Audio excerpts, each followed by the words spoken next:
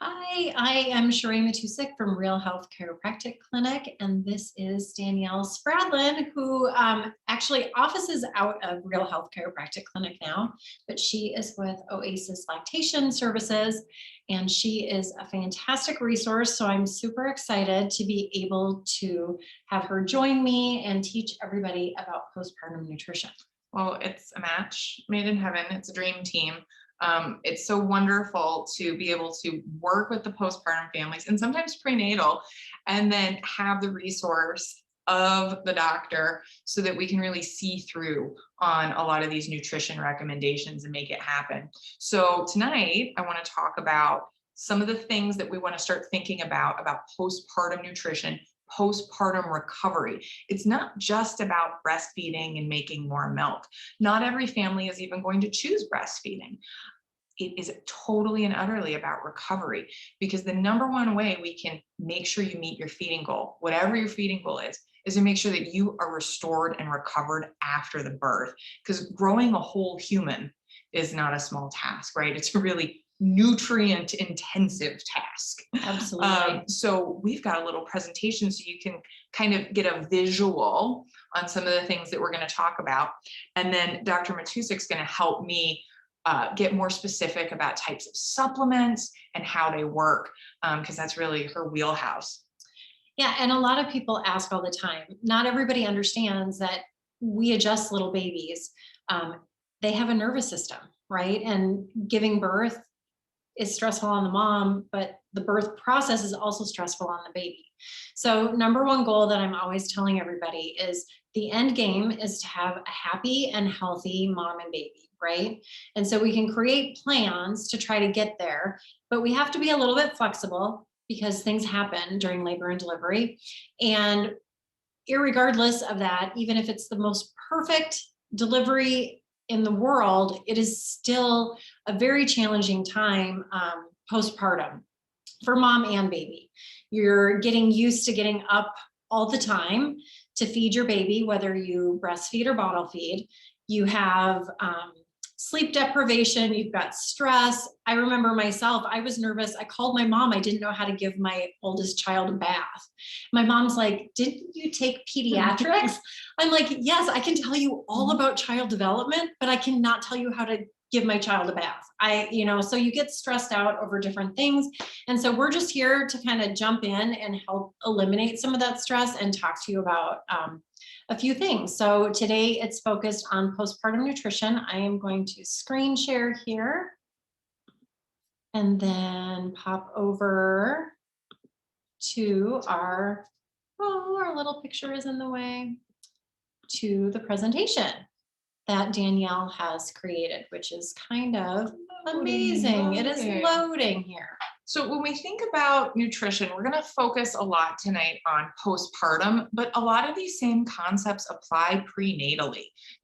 We a lot of times want to take on new healthy habits during pregnancy. I'm sure you see tons of patients who initiate care for the first time during pregnancy. Yeah, and sometimes we get care starting at like 38 weeks because baby isn't in an optimal position or mom is having a ton of low back pain. And those are all places that we'd love to help in, but the earlier we can start, the better everybody is in the end and the less stress on the whole system. So, but the other thing too is that you really want to eat like you're pregnant, which is really hard to do. Yeah. I've had 3 pregnancies. Danielle has had 2. And I'm telling you, like I could eat everything when I was pregnant, but once I've had the baby, it's like, I'm not hungry. I didn't drink very much water. Like you have to really be diligent and very calculating and pay attention to getting that nutrition. Well, and I think a lot of times parents will try to do a whole bunch of stuff about the baby, about the household, about setting things up postpartum, entertaining guests and showing off the baby because you did this whole work of growing one. Of course, you want to show off the prize at the end. And, instead of making yourself a healthy meal, you're pumping milk for your baby. Instead of making yourself a healthy meal, you've decided to make a cake because people are going to come over and bring presents for the baby. And of course you want to feed them a cake. So I hope that tonight we can kind of break it down into some easy action steps so that the process isn't overwhelming, where you don't feel like you have to depend on an app and menu plan and get really nitpicky. Really just start changing the way we think about food and really prioritizing ourselves as the mom, because mom is the root structure of the family, right? Yeah, and baby gets all of that nutrition through mom. And so as long as mom is doing a great job with it, then baby gets optimal. How do it's Maybe not hit letting spacebar. me go to the next one. Oh no. It makes the little clicky sound. What if you click here first? There we go. Oh, this is my favorite Tacos. meme. So I'm really into food that tastes good. So tacos are love letters in a corn envelope that you mail to your stomach. You do not have to eat health food all the time in order to eat healthy food.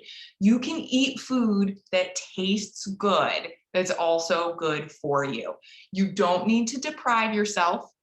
And a lot of times we'll work with parents who've preemptively gone on an elimination diet.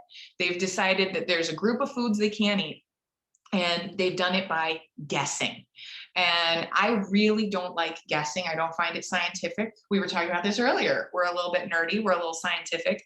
We would much rather meet with a family and let's kind of go through those symptoms and go through testing, right? And this is something that you can do here in the office, right? Right. We do it's called applied kinesiology. So we can test through some of the foods, but some of it too is talking through like what are the baby's symptoms, right? So colic is kind of a big catch-all term. Yeah, it's just like a big bucket, right? So what's really going on with baby? Maybe there's something going on structurally that's inhibiting the nervous system from sending the correct information so that the body can eliminate. Sometimes it's just the birth trauma. Some babies just really need mommy time too. And moms get really stressed out. Maybe mom is eating something that she actually has a sensitivity to, which makes the breast milk a little bit more acidic, which can cause problems for babies. So it's a matter of, I think, asking the professionals to kind of step in, as we deal with this all the time, and it's much easier than eliminating dairy and gluten and corn and what are you all eating? Of these things and eating pears and nothing else. And how can you repair your body postpartum if your diet is so restrictive? And so we want to avoid these stressful restrictions and really focus on what you can eat rather than the foods that are not serving your health goals. So instead of thinking, oh, I can't have list, we really want tonight to do a can have list and even a should have list. So let's get started on that list. Do I need to just do a little click? Yeah. Protein. So I like to start with macros, macronutrients. That means the things that we count big, right? Macro means big.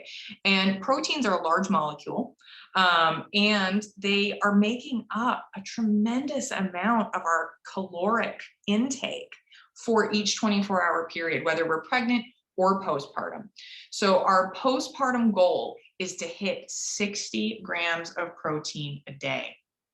If you are grazing on the leftover goldfish crackers that your toddler has left sitting on the table, we are not hitting that protein goal. Right? Or the crust of the sandwich or the pizza crust, not hitting those goals at all. But sometimes too, it's as easy as, hey, I'm just going to go to the store and buy a charcuterie board, or I'm going to buy a veggie tray and get some sandwich meat. Like it doesn't matter. It doesn't have to be amazing, but it can taste amazing too. I love jerkies. It's something that is shelf stable. You can toss it in the diaper bag. So if you're starting to feel hungry while you're out and about with a baby, you have something that is low carb and high protein at the same time. So we don't have to worry so much about blood sugar control. Absolutely love having little packets of nuts and seeds. And I like to do nuts and seeds kind of together with like a little mix and have little pumpkin seeds in there and things. Makes it a little tastier. We'll get to fiber. We'll talk about that too. But we really want to break our protein up throughout the day. And, if we eat too much protein all at once, our body's going to have a really hard time utilizing it. One of the things that you noticed in that third trimester particularly is that sometimes our gut motility starts to slow down and we need to come get adjusted. Right? So gigantic baby is, that is not good. So Adobe Flash is updating. Sorry, we don't want to do everyone. that. So, that is not what I want. Hold on, I'm gonna. Screen sharing is paused. Okay, so I'm gonna stop the video. What happened? Did it just? It just popped up. You just had a pop up. There we go. And we'll start the video back. Oh, come on.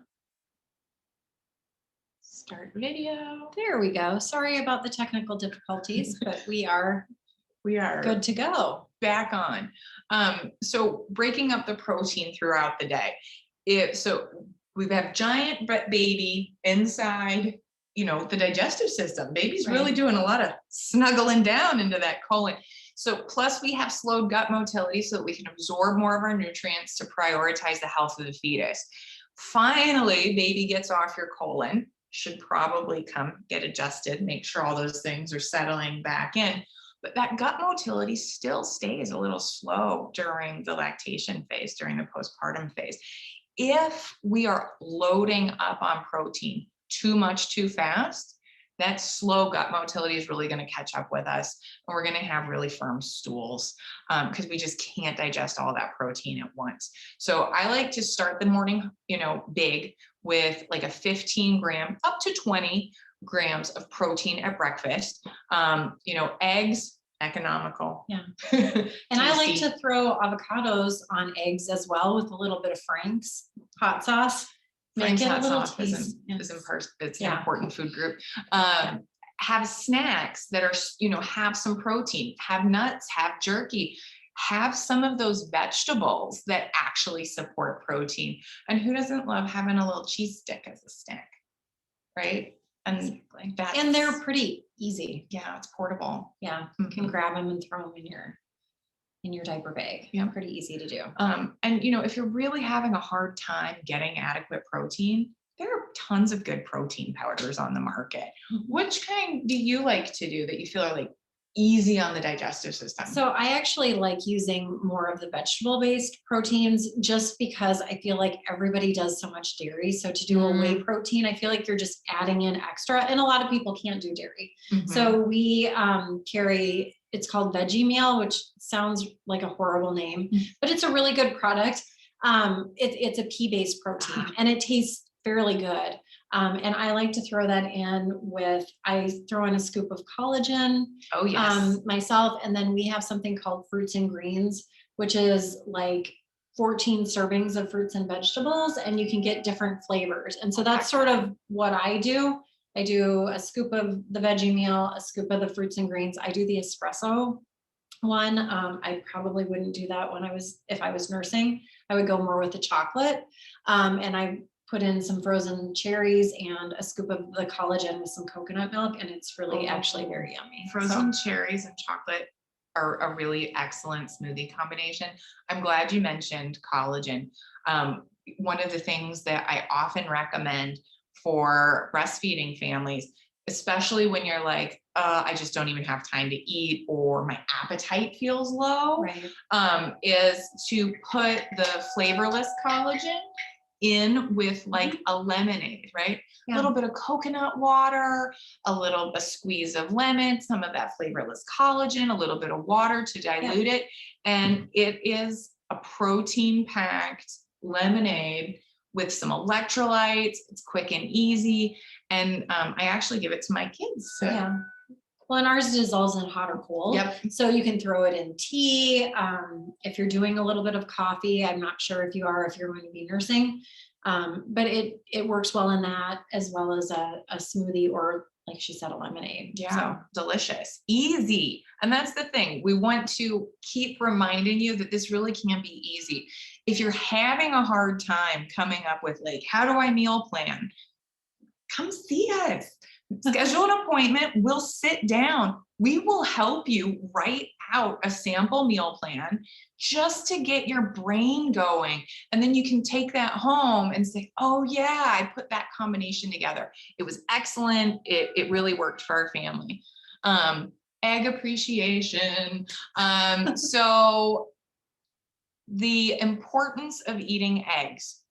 I cannot stress enough. And now eggs are not going to work for every family. There are egg allergies. That's a real thing. It's one of the most economical and easy to transport proteins. Mhm. You can easily get eggs locally. What are these? This type of chicken. I know this chicken. I do not know chickens. I'm sorry.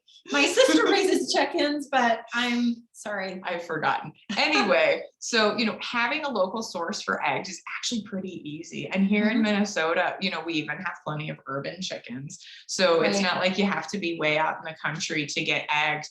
And one of the people that I get eggs from, the hens actually lay year round, even when it's super, super cold, because they're so well cared for.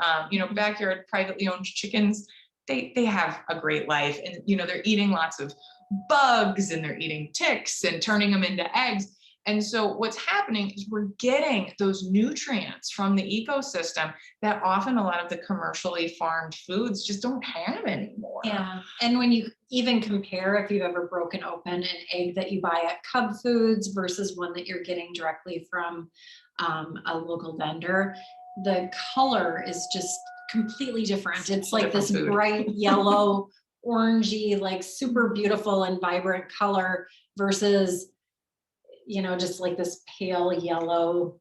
It's just not as healthy looking. It just doesn't look nutrient dense, and it's really because it's not.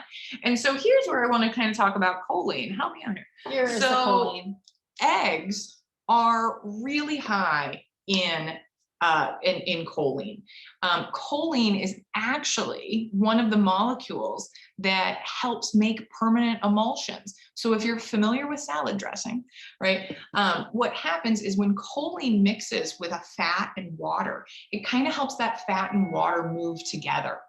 And when we talk about breastfeeding and breast health, we hear about lecithin a lot for those plug ducts. Well, what is lecithin full of? Choline. So, if we have those recurring clogged ducts, the first thing I always want to tell my parents is increase your egg intake. If you can increase your egg, and it doesn't have to be like you eat eggs, right? You can put them in stuff and, toss them into pasta. Hollandaise sauce. Ooh, I could eat hollandaise sauce on all the foods. Hollandaise, Frank's Red Hot, done. And Frank's is in hollandaise, at least the one that I make. But no, it's a great way. And I always am a proponent, like we sell a ton of supplements at our office, but if you can get it through food, I always say do it. And for some people it's great. Like I'll recommend selenium and the daily intake of selenium. You can eat a Brazil nut a day, one nut a day, but it's not the easiest thing to do. It's not quite as convenient. Right. So we definitely sell the supplements, but eggs are actually a pretty easy way.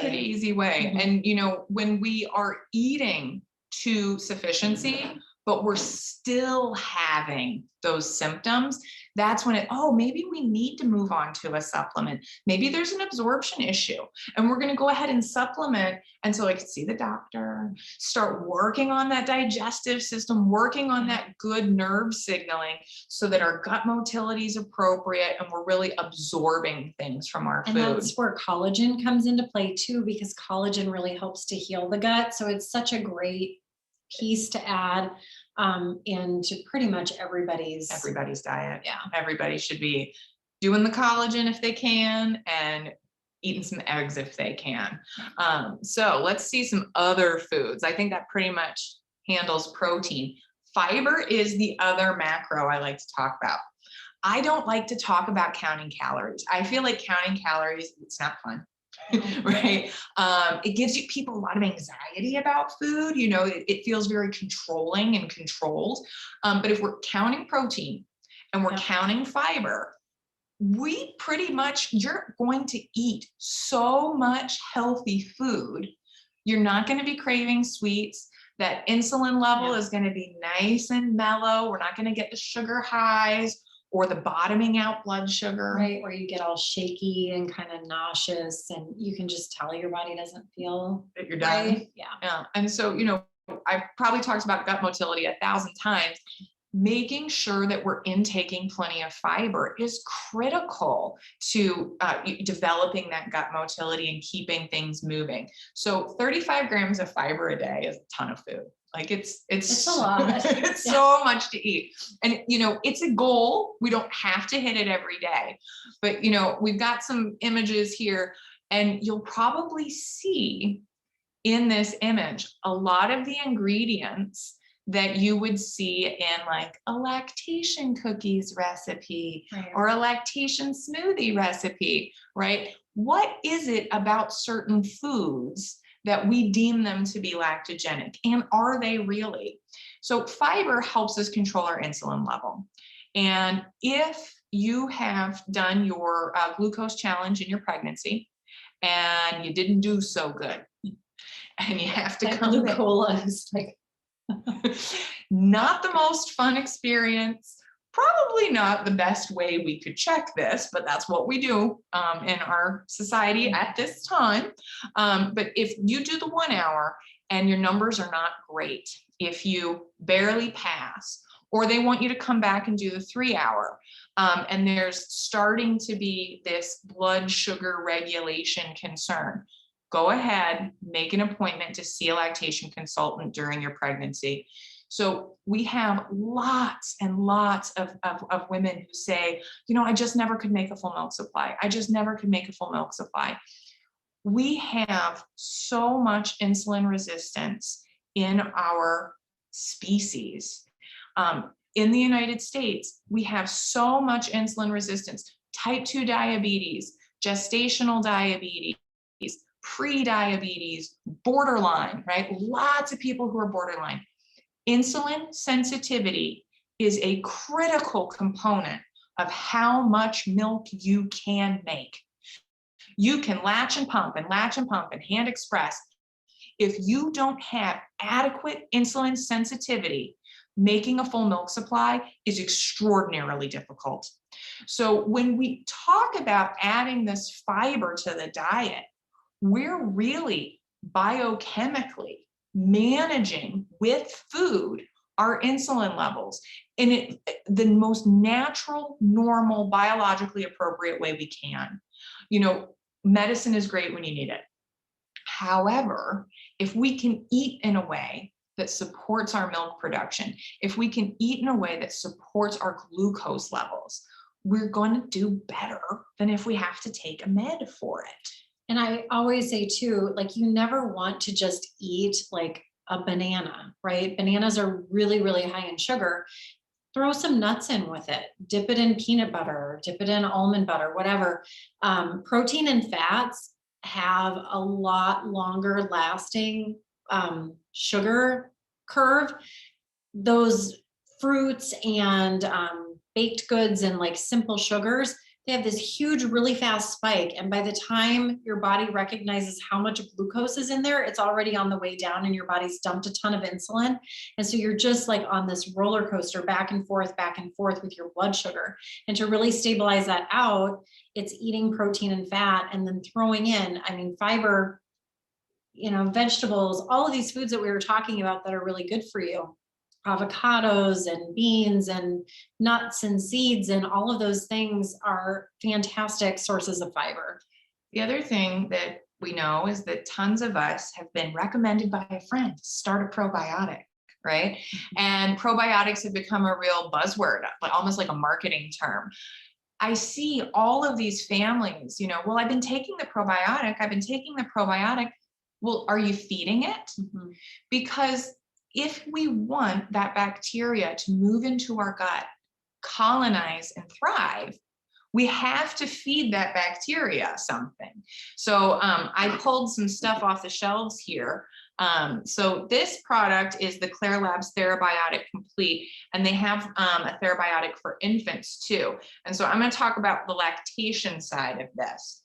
We know that human milk has a particular carbohydrate, And the only thing that really digests it all the way is a bacteria called Bifidobacteria infantis. And this probiotic right here has that. So if a baby is eating human milk, how do we pick a good probiotic for a baby eating human milk? We find a bacteria that eats the same thing the baby does, right? Then that's a species match, right? So we're matching the environment. And this is something that you carry here all the time. Right, we do. We also carry products specific for moms too. And another piece in this is that baby is going to be born with the gut bacteria that mom has. And if mom has tested positive for group B strep and they put her on antibiotics, it wipes out the bacteria in the gut and it sets the baby and the mom up for some issues, right? And so if we can supplement those things and add them in, it just helps everything along the way. So I love that one, starting prenatally. If we can, the Therabiotic Complete is the one she's talking about. And then, in the unfortunate, hopefully rare event that we're on these quality probiotics and we're eating well and we're feeding our bacteria, if you have a breast damage event, right? We've got nipple damage, there's an abscess, a bleb, there's all kinds of things that can happen. The Target B2, this is a single strain probiotic, and I need to do it like the YouTubers do it. So this is Lactobacillus fermentum. And this particular strain of bacteria, right? Because we're looking, what does it eat? What does it do? Where does it live? This particular strain of bacteria has been clinically shown to reduce symptoms of what we call mammary dysbiosis, meaning the wrong bacteria are hanging out in the breast tissue. So if mastitis has been in your past and you're on to the next baby and you're terrified of mastitis again, we want to feed you really well, reset the gut bacteria during pregnancy, and then support the breast bacteria postpartum.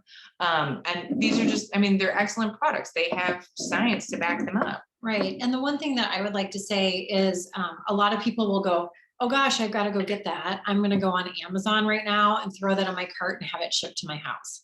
So this is the deal, is that there are a lot of fake products out there, which sounds really crazy, but it's absolutely true. So most of the products that we carry in our office are only allowed to be sold by healthcare practitioners.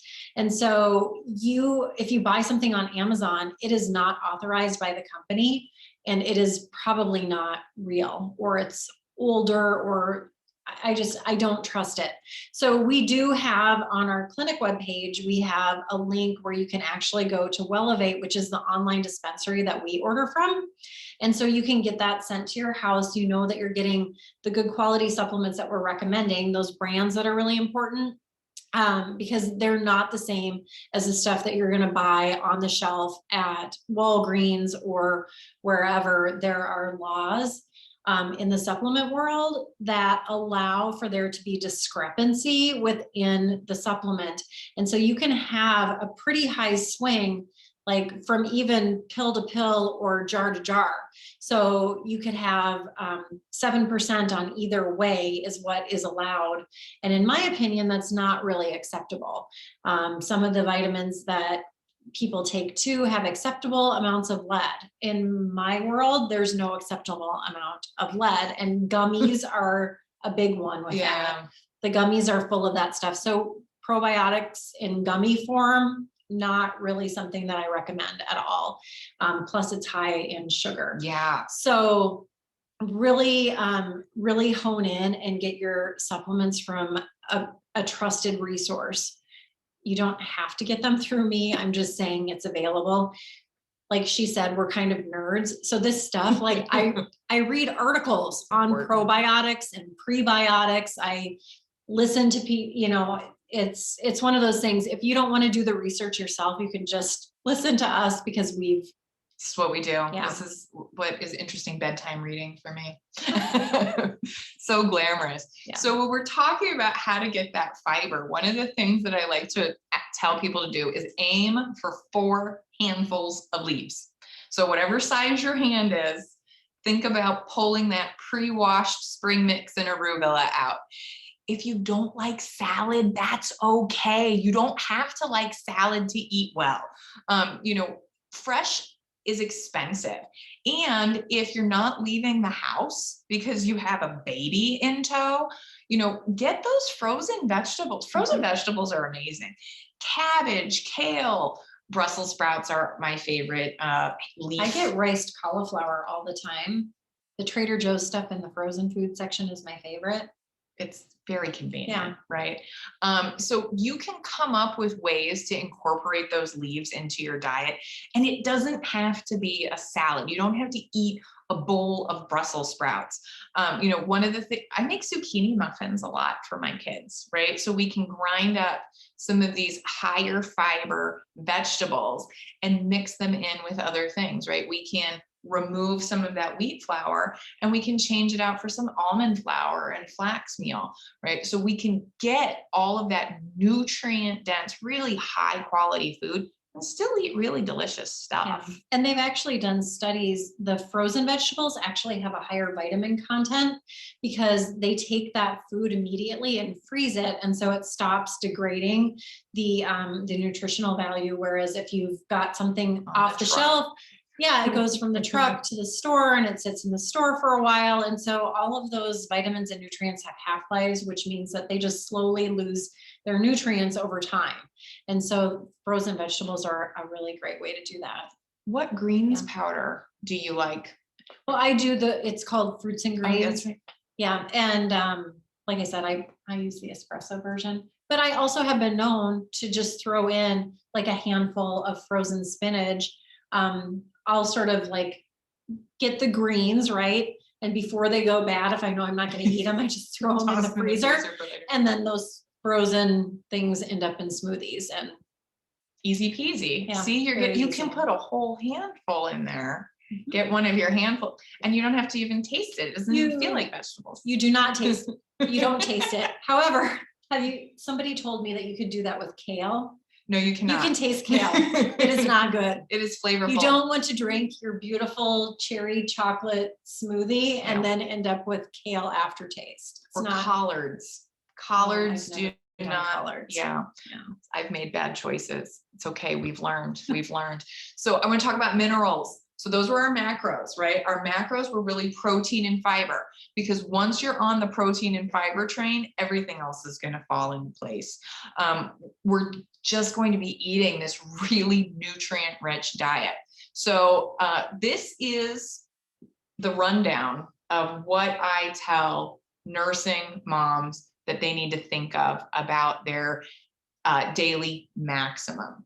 Right. And when you're looking at like the greens that we were just talking about, they're so high in calcium, magnesium, and potassium that you're getting a lot of it just in that. A lot of people think, oh, calcium, I have to drink my dairy products, but that's not the case. Your body actually absorbs better from a dark leafy green vegetable.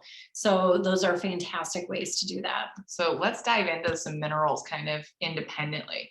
So I really like to say that 1,000 milligrams is your daily minimum.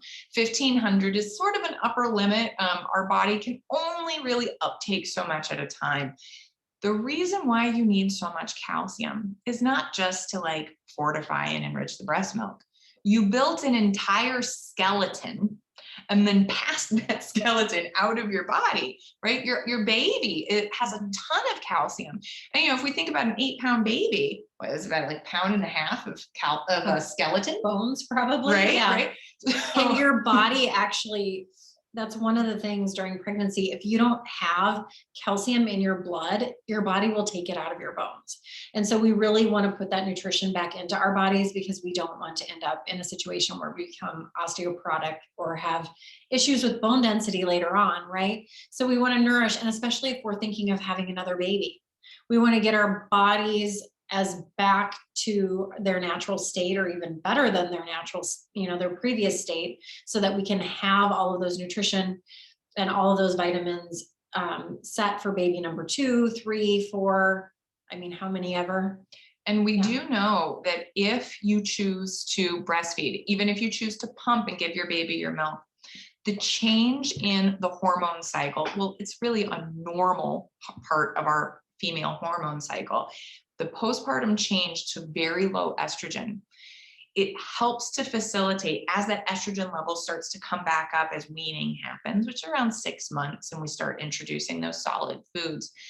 Our body is actually able to absorb more calcium and phosphorus and replace lost bone density from pregnancy. So when we look at moms who had babies and did not choose lactation, and had babies and did choose lactation, those lactating parents can sometimes double what they lost in pregnancy just by utilizing that hormone change and then eating well, right? You can only double that lost bone density if you eat the minerals. Right. If we're eating McDonald's and Wendy's and Taco Bell, we're not probably going to get that, but it's very easy, like she said, to just make a smoothie. Tell us about, so I really like a liquid magnesium and calcium. And I know these are kind of synergistic and sort of need each other. I like to do a liquid because I feel like you can sip on it a little bit if you want to kind of dose it. I like a fine wine. Yeah. If you want to kind of dose it throughout the day. And I also feel like you can see how much you're really absorbing by watching how your bowels are tolerating it, right? Because if you have too much too fast, it'll give you loose stools. Right. And so liquid sources of certain vitamins are much more easily absorbed for the body. And calcium is one of those.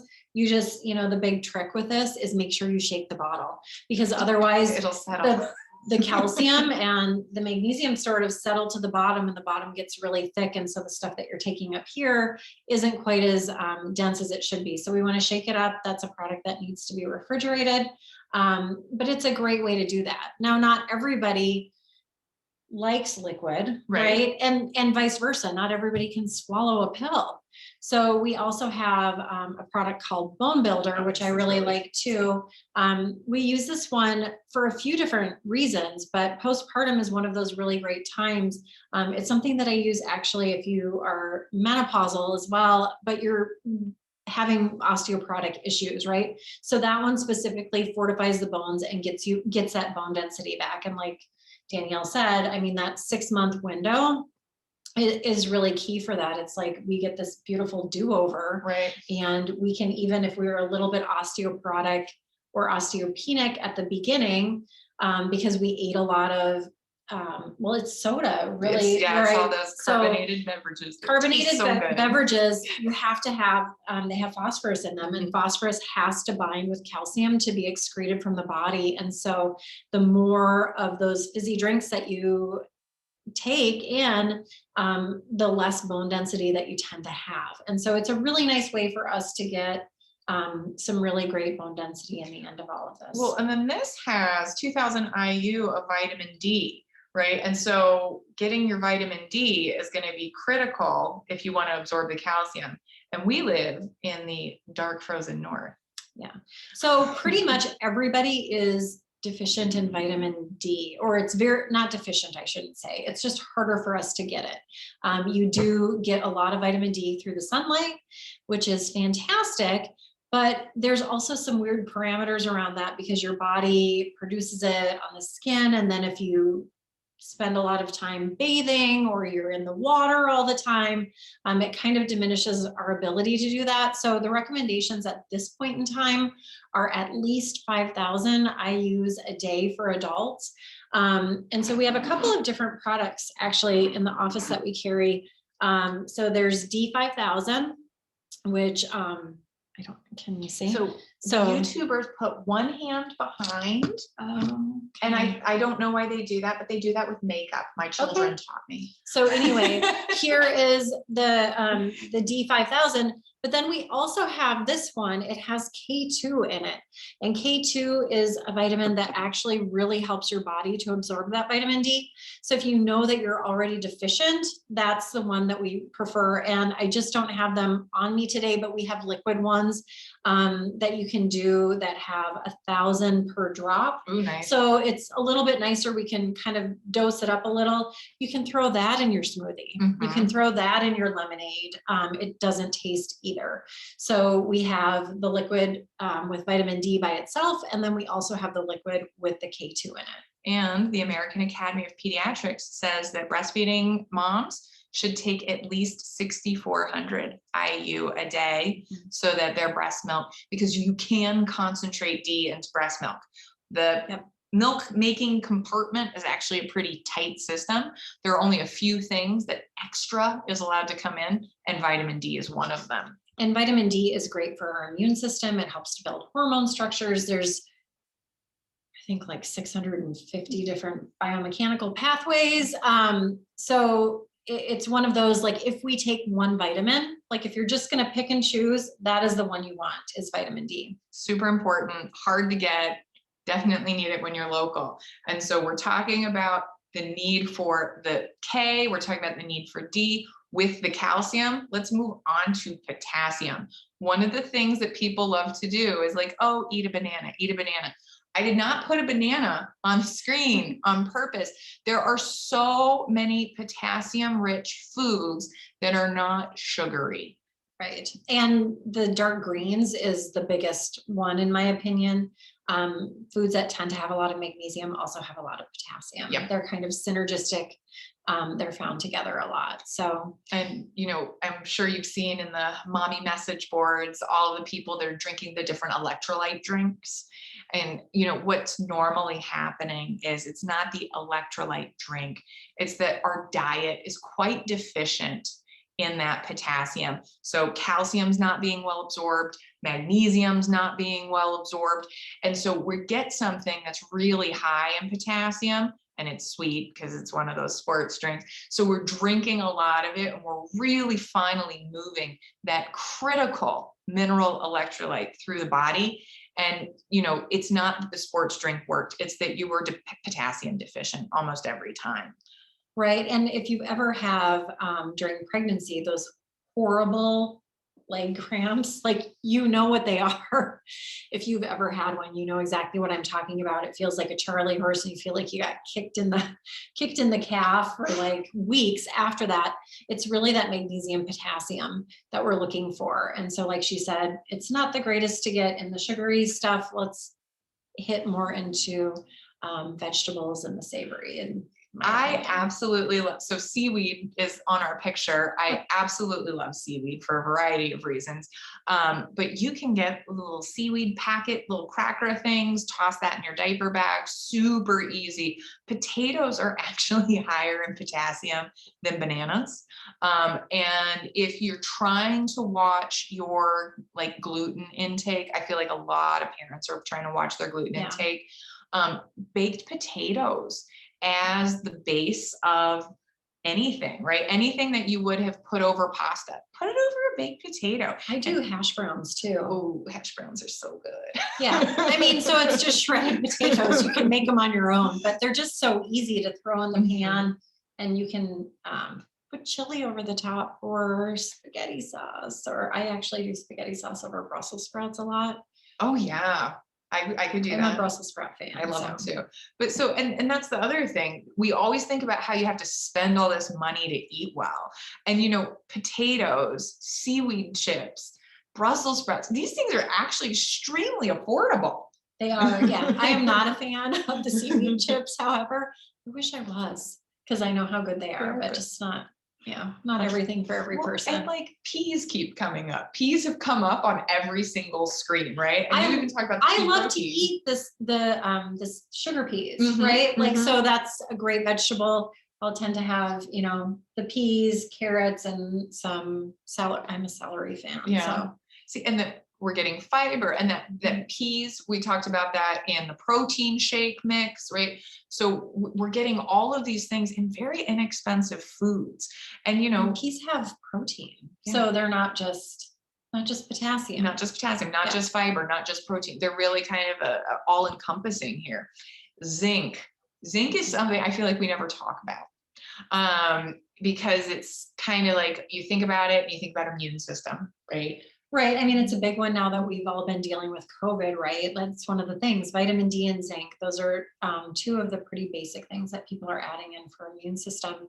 But it's so important, and not just for skin repair, but I feel like for all of the tissues in the body to repair. And let's be honest, there's some repair to do There's a after lot. we've had a baby. Our bodies have distorted a lot of different things, and we want to get that integrity back in there. And zinc is one of those really good nutrients for that. And, I see a lot of moms that have nipple damage and they'll say, my nipple's just not healing. And I'll say, well, what's your zinc intake like? Because when we're talking about repairing a damaged tissue, the immune system is part of that repair process. And if our zinc levels are depleted, which they often are, because you lose a lot of blood with a delivery, whether it's a Absolutely. surgical or a vaginal, it doesn't matter. You lose a lot of blood. And that's part of the design, right? Right, because you get that increased blood volume during pregnancy, so we need to get rid of it And, postpartum. getting that zinc level up. If you've had pelvic floor tearing, if you've had a cesarean incision, if you've had nipple damage, making sure that your zinc levels are adequate is super, super, super important.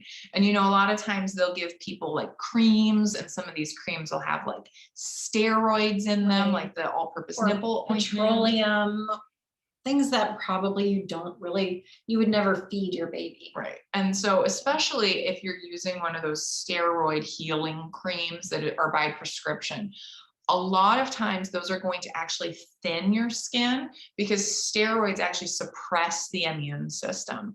And so, we really are wanting to do the opposite. We want to support your immune system to get your nipples, your vaginal wall, your abdominal wall back to where they're supposed to be. We want to heal that spot up.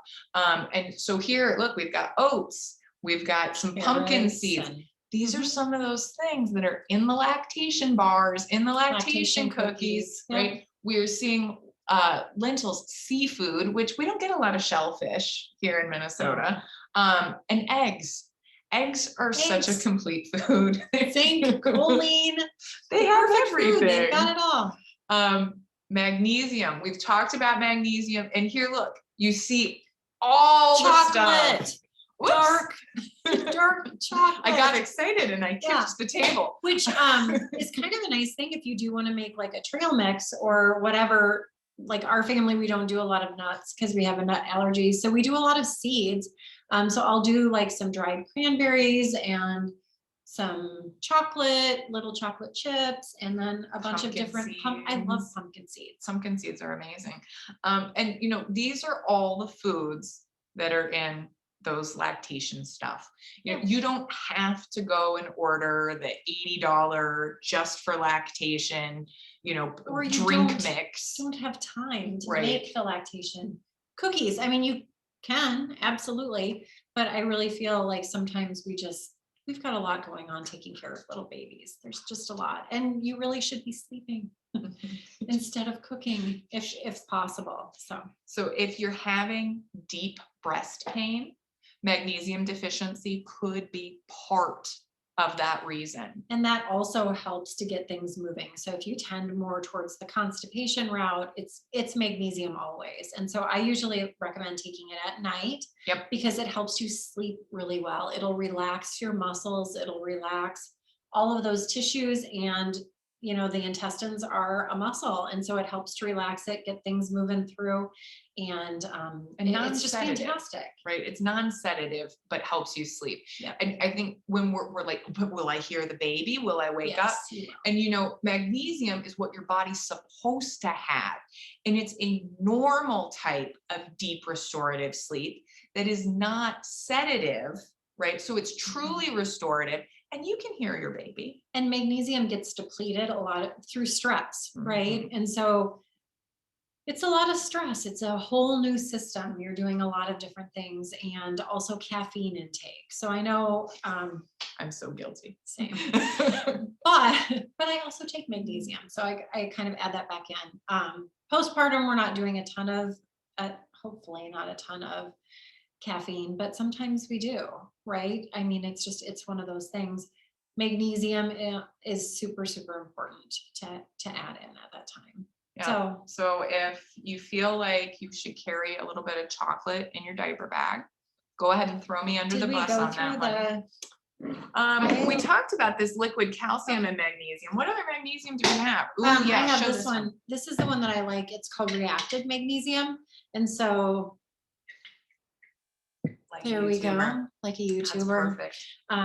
So anyway, this is the one that I really recommend and I take myself. So that is a fantastic source. And then the last thing is iron. And I am not putting a recommendation for how much iron people should take, because I feel like this one is just not standard at all. I see people all over the place. Mm-hmm. And iron is something that's important for women, right? A lot of women tend to not take the multivitamin that has iron in it though, because it causes constipation. And it's because it's a synthetic type of iron, right? And so now men, please don't give this to your husbands, because in general, men don't need as much supplementation with iron, but women really do. We have menstrual cycles, we've just had this baby and lost blood volume and different things, but it is one of those substances that is great to get tested so that you know exactly where you're at and what you need to do. And like the slide says, vitamin C is one of those synergistic vitamins in there. So vitamin C is great for our immune system. We've been talking a lot about that during the last year, but it also is found in a lot of these foods. Dark green vegetables, they're like the best thing out there. But you can also get it through citrus fruits and different things, but that is going to help your body absorb iron. And I think that's the problem that I feel like most people have, is that they keep taking and they're not absorbing. So then we start really thinking about that diet. We start thinking about those protein rich foods, right? Mm-hmm. So our eggs are here again, organ meats, which not everybody has a palate for. But getting those green vegetables. Cilantro, fantastic. Cilantro is actually really good for a lot of things, stabilizing blood sugar. It is. Yeah. Yeah. You either love it or you hate it. Or it's soapy. Or it tastes like soap. Yeah. But it's great. And the easy thing about iron testing is if you go to any medical doctor, they can test your iron.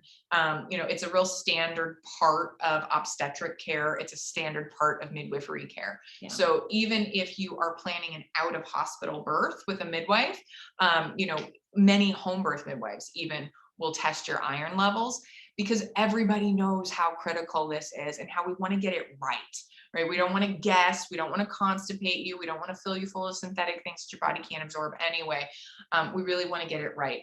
And if you've had significant blood loss, if you've had a transfusion after your birth, definitely let's come up with a plan to get you tested regularly to make sure that we're rebuilding those baseline iron levels. And I'm really into frequent follow-up. So, just going ahead and saying, you said to come back in 6 weeks. I'd like to come back in 2. And your provider will do that for you. We actually like to see you more. So how to put it together. Pick a macro, pick a target mineral. You've got 2 foods. Now we're starting to develop a meal. Don't overthink it. So the easiest thing to do, I'm going to pick a protein. I've got chicken. I'm going to pick a mineral. Well, I know I've already got some iron and some zinc involved in that chicken, but I know that I need to get my calcium levels up a little bit. So I'm going to add in some greens. I'm going to put in broccoli. Yeah, yep. Chicken and broccoli. It's make a stir fry. Yeah. Done. Or you literally can just throw the chicken breast in the crock pot, pull it out, use a little bit of salt and pepper on it, and then eat broccoli. It can be really basic, or you can make it really fancy and do a stir fry, Yeah. which is also actually fairly easy. Yeah. So, if I wanted to really target fiber, well, I feel like baking today. So I'm going to make some kind of bars or muffins that are going to be really high in fiber rather than just using plain wheat flour.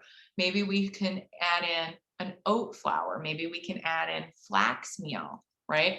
Well, Yeah. now I'm already getting some of that magnesium, some of that potassium, some of that calcium, and the minerals are already there. And that's when I said, I'm just going to talk about two macros. I'm going to talk about protein and fiber. The minerals start to just appear when we start picking those protein and fiber foods. Right. And we could even do snacks that way. You can say, oh, I think I'm going to make some granola bars. I have a granola bar recipe. We don't use nuts in it, but that would be a great source. But I use pumpkin seeds a lot, right? So the pumpkin seeds and the oats combined with a little bit of honey, and we use sun butter at our house. So it's not difficult. It's not and then you difficult. throw in a little bit of chocolate to get your magnesium, and then you've balanced it out, right? Because chocolate is an important food group. And the nuts and the seeds, that protein and fat source, help to stabilize blood sugar. So even though you're having a little bit of, sugar with the honey and stuff, you're balancing it out. So as long as we keep that balance, we're doing much better. Yeah. So it shouldn't be too hard. Eat normal food and enjoy your baby. That's what we really want you to do. And normal food, bread, and it doesn't have to have gluten. If you want to pick a keto bread, or you want to pick a gluten-free or a spelt bread or a sprouted bread, we all have a different kind that works with our diet. Avocados, spinach, egg. There's a little flakes of chili because I think that whoever did this plate was out of Frank's Red Hot. I know. Trader Joe's also has that everything but Oh, the bagel everything but the seasoning. bagel. I put that on my avocado toast. That's really good. Yeah. So hopefully we gave you a few ideas of things that work. We are both always available to talk for appointments. Danielle does a little bit more of the long consultation. So she's great for birth plans, not just the breastfeeding plans. She can talk through and help, like she said, with wound care. And I'll let you kind of say all of the things. Well, and then if you feel like you're pregnant and you're already like, oh gosh, this is overwhelming, and you feel like you're in a deficit, let's start getting your nervous system right so you're not full of worry. Come in and get adjusted. Right. And if you are not local and you're watching this and you're watching it out in Wisconsin or Iowa, feel free to reach out and contact us. We're happy to help you find local services right where you are. We're not just providing this information because we want a whole bunch more people. No, we really want you to have a healthy pregnancy and postpartum. I do provide telehealth. So if you wanted to just talk through your postpartum or prenatal nutrition plan, that's absolutely something we can do. Yeah. And we've both been in practice for quite a while. Danielle has been doing this for over 10 years. I'm on year 22 right now, which doesn't even seem possible. But so we have an extensive network of people we have seen and developed this knowledge over time. And so we're just here to help. That's really the goal in putting this together, is to be a resource for you. Thank you so much for joining us this evening. And then this will be recorded so that you can watch it again if you feel like being a note taker, or there's something that you want to talk to your healthcare provider about, or share with a friend, right? Because the number one way we transmit information is friend to friend, right? That's how we get a lot of our information. And doesn't everybody kind of just get pregnant all together as a group of friends? It kind of seems to trend that way, right? And everybody has the kids spaced out every 2 years. And the third one tends to be like 3.5. At least that was my experience.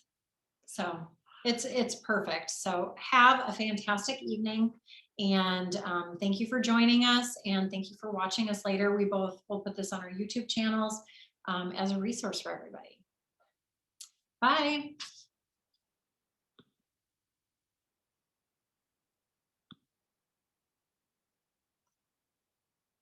All right.